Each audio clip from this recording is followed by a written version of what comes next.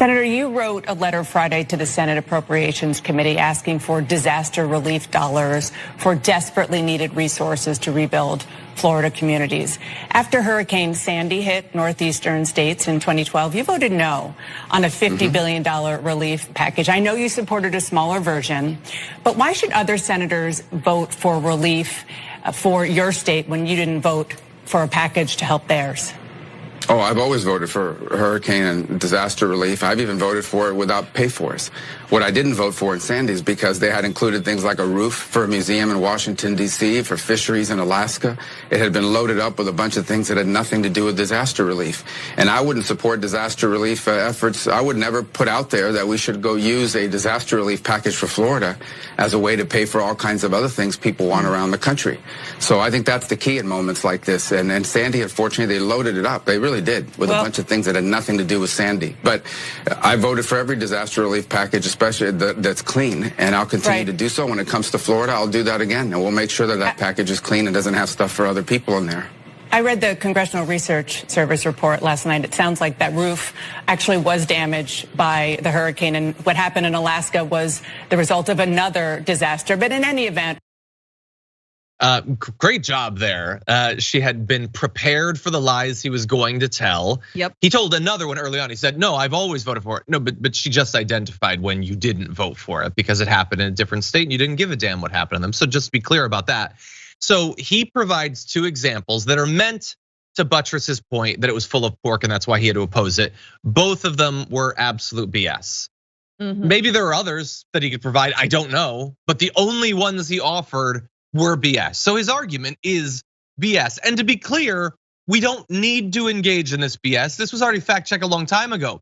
Back in 2017, New York Times looked into Ted Cruz at that point was making the same argument that you didn't need to support that bill because it was full of pork.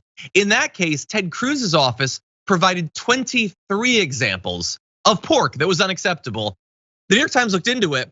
All but one, this is $195 million. Again, out of 50 billion, 195 million in discretionary funds for the Secretary of Health and Human Services. All of them were Sandy related or sought to mitigate future storms. Those were the examples the Cruz team provided.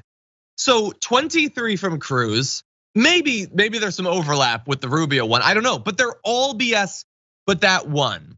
And so if that isn't the actual reason that they're opposing it, when it's not in their own state, when they clearly are fans of disaster relief, when Texas is hit by terrible storms, Houston was hit super hard by a storm not that many years ago. Right now, Florida's still in the grip of a storm. Suddenly, it's great when the government is providing all of these funds, Francesca. Yeah, no, look, mark my words, there will be corruption and fraud in whatever money Florida is given. We've seen the yachts that got damaged. We know all those folks are like, a lot of them are Republican donors, might be Republican friends of Marco Rubio, Marco Rubio's boat himself. Watch what happens to that money. I mean, and this is, I feel for the people of Florida. You know, my heart from 2000 is like, yes, Florida should probably fall off into the sea. However, my head knows that there are great people in Florida and they deserve way better representation than these fools. But I'm telling you right now, the relief money that they even do get, this is all hypocrisy, BS, politicking. And of course, I don't advocate withholding necessary funds from any state in a climate emergency. But two things, one, they're gonna steal this money to help their rich friends and the people who need it least, the people whose insurance packages covered it. And number two, they're gonna turn around and say that climate change isn't real. So my God, don't we have every excuse to withhold from them, but we won't, because it's not the right thing to do. It's not the moral thing to do. It's not what a country unified would do, but it makes me so effing furious. And I'm really happy that Dana Bash is able to push back on Rubio and also not, there's limited time, but it's not like a sticking point. It's like, okay, you're wrong and moving on. Okay, you're wrong and moving on. Because otherwise it would get into a back and forth. Sometimes I like that back and forth. Sometimes I think it's a little bit, superfluous.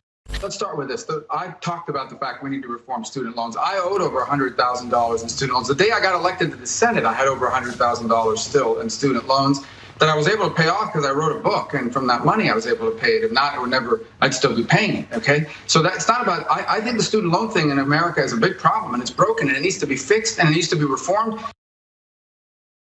Okay, don't have your debt canceled, just become a senator and get a big advance on a book. Sounds like stupid advice, but you should understand that apparently the question he was answering was, can you be a successful politician and tell people to pull themselves up by the bootstraps?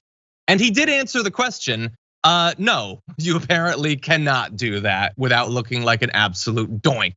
Although, as Shuli pointed out, technically he pulled himself up by his bookstraps, which is true. Now, the idea that you should just write a book and get a massive advance is ridiculous enough, but it does give us an opportunity to remind you that the entire thing of politicians and commentators in politics generally writing books is ripe with corruption. It is ridiculous and it is corrupt. His book, by the way, Marco Rubio, back in 2013, he published An American Son, a memoir. He got an $800,000 book advance. And I want to ask you a question. Have you ever met a person who has read that book? No, you have not. I'll answer that for you. Why do they get these big advances? Why do these books serve as bestsellers when nobody ever reads them? Well, we have some videos up on the channel. I did a multi-part series breaking down Trump Jr. and his scam. They basically use nonprofits on the right to buy up a bunch of their books in massive quantities to simulate demand for it.